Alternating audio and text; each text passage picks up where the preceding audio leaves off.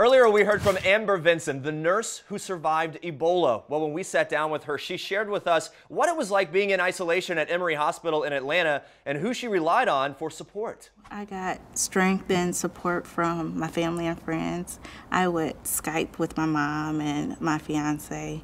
I would group chat with my bridesmaids and some of the medical staff, some of my night shift nurses. We would talk. I had my Bible with me. I would read scriptures. I would pray. I had family there visiting me too, my aunt and uncle and my grandparents, and they came and saw me every day. So I had lots of support. Lots of support, and Vinson also reveals who she was able to hug for the very first time.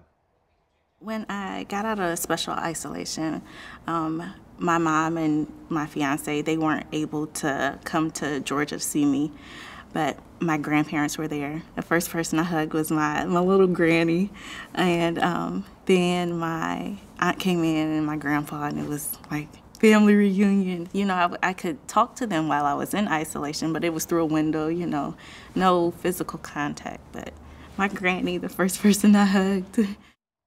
And she also shared with us what it was like to step outside for the very first time after isolation. This experience has really given me a different perspective. I appreciate things that you kind of don't think about.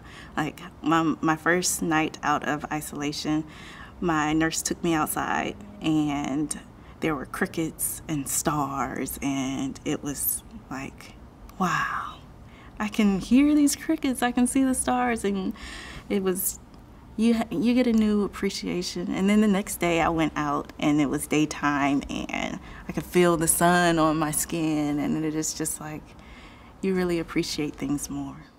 Now Vinson is looking forward to a healthy future and building a new one with her fiance. While their big wedding date is just months away, Vinson has had to restart some of her process as a result of this whole ordeal. And through the decontamination process, my big wedding binder and some of the things that I purchased for my wedding, they got thrown away and sent off to be incinerated. So I'm kind of replanning my wedding now. I'm excited about it. It's coming up May 23rd. We're looking forward to it. And one more thing Vinson added during our interview with her, she wanted to set the record straight about Ebola.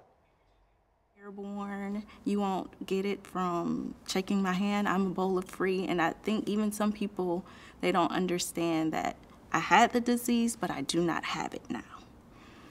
So a lot of education needs to be done. It doesn't have to be, I want people to understand, Ebola doesn't have to be a death sentence. Very interesting to hear from her, and we want to wish Amber Vinson well.